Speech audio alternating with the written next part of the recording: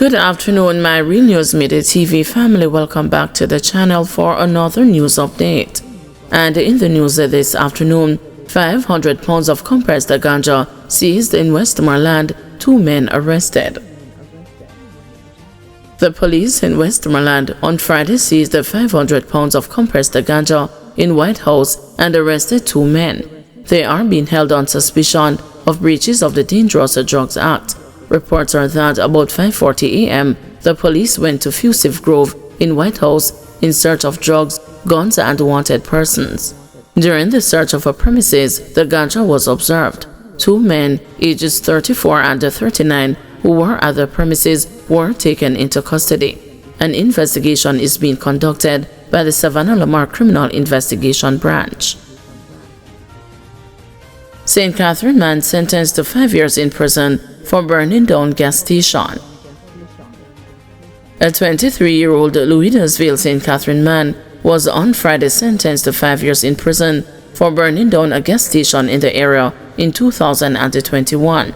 Travon Rattigan pleaded guilty to arson. He was sentenced by Justice Yvonne Brown in the St. Catherine Circuit Court. Rattigan was 19 at the time of the incident, which occurred on May 7, 2021. Facts are that the Petcom gas station, located in Louisville, was gutted by fire. An investigation was launched, leading to Rattigan's arrest. He was subsequently charged with arson and has remained in custody since his arrest 4 years ago. Waitabit residents demand justice for Laffy. Residents of Waitabit in Trelawney were in a militant mood yesterday as they staged a protest in front of the community's police station and blocked the main thoroughfare to express their outrage over what they claim was the cold-blooded killing of a resident by police. According to police reports, 40-year-old Fabian Carter was shot and killed early Thursday morning during a tussle with a member of the police team who had gone to his home to investigate a complaint made by another resident. However, community members have rejected the police's version of events. They alleged that Carter, affectionately known as Smiley or Laffy, was unarmed and gunned down in cold blood after officers called him out of his house. The man was in his bed when they called him out. He answered, opened the door and came outside. One resident told the news. What the police didn't know was that 3 Tylers were working on the house and staying there, heard everything that happened. We don't support crime around here. You see how we deal with Yamago thieves? But Laffy wasn't a criminal. The resident continued. He was as humble as a lamb, like a little child in a big man's body. It would be wicked of us to stay silent after witnessing the police murder him. We want justice for Laffy. He didn't deserve this. Superintendent Winston Milton, the commanding officer for Trelawney, acknowledged the incident but said he was tied up with other matters and would provide an official statement later. Further attempts to reach him were unsuccessful. Carter's sister, who lives overseas, was devastated by the news. Still mourning the recent deaths of her mother and another brother, she described Fabian as harmless and full of joy.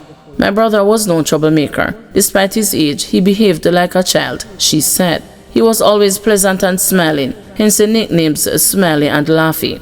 Everyone loved him for his personality. I'm not surprised the community came out in such large numbers to protest. Residents said that following the shooting, officers from the Independent Commission of Investigations visited the home and collected evidence and a statement. However, Indicom has not issued a statement, and efforts to reach the agency were also unsuccessful. Waitabit has now joined a growing list of communities across Jamaica accusing the police of engaging in extrajudicial killings, allegations that the leadership of the Jamaica Constabulary Force has consistently denied. Since the start of the year, more than 80 people have been killed in alleged confrontations with the police. Human rights group Jamaicans for Justice has described the situation as alarming and warned that, at the current rate, police-involved killings could surpass 250 for the year. Crooked River in Annotto Bay, St. Mary, under curfew. Sections of Crooked River in Annotto Bay, St. Mary are under a curfew as part of the police's ongoing efforts to address increased criminal activity and enhance public safety. The curfew began at 6 p.m. on Friday, April 4, and will end at 6 p.m. on Sunday, April 6. Head of the St. Mary Police Division, Acting Superintendent Anthony Wallace, said the decision to impose the curfew follows recent incidents of violence and gang-related activities threatening the peace of the area. The curfew aims to restore order and ensure the safety and well-being of residents, he stated. The boundaries of the curfew are east along an imaginary line from Point A, located near the Polwell Texaco gas station, extending to Point B, near the entrance to Markingstone Beach. South along an imaginary line from Point B, near the entrance to Markingstone Beach, continuing to a section of the Gibraltar housing scheme. North along an imaginary line from Point C, following a path through a section of Ross Drive in Gibraltar housing scheme, returning to Point A at the Polwell Texaco gas station, thereby closing the perimeter.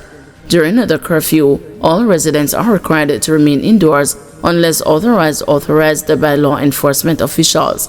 Police personnel will be strategically deployed to ensure full compliance, provide assistance, and maintain order, Wallace said. According to Wallace, the operation will be carried out with full regard for human rights. He encouraged the residents to cooperate with officers to achieve a safe and peaceful community. 3 dead, 1 injured in St. Mary crash. The St. Mary police are investigating a motor vehicle collision that claimed the lives of 3 men and left another seriously injured Saturday morning. The crash occurred at approximately 6:45 a.m. and involved a white Mercedes-Benz C200, which was being driven by a man identified as a carpenter from store to town. According to a police report, the driver was negotiating a right turn when he lost the control of the vehicle, which veered off the left side of the roadway. The car ran into bushes and subsequently collided with a tree. The vehicle sustained extensive damage.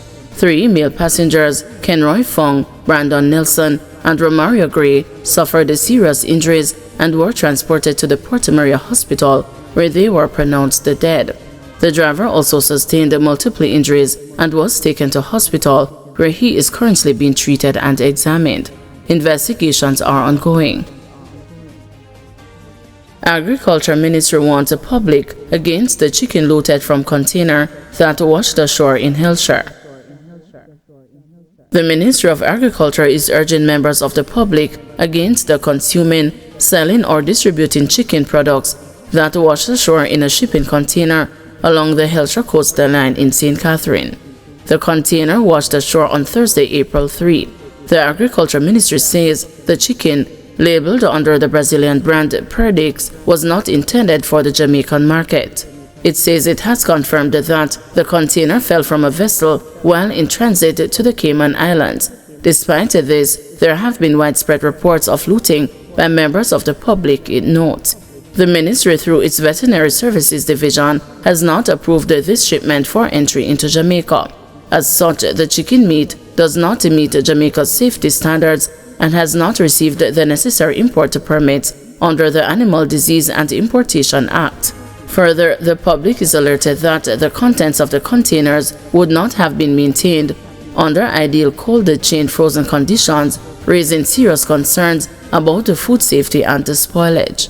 It is further highlighted that the highly pathogenic avian influenza bird flu continues to be a growing global threat, hence unverified poultry products pose a serious risk to human and animal health and threatens the integrity of Jamaica's poultry industry.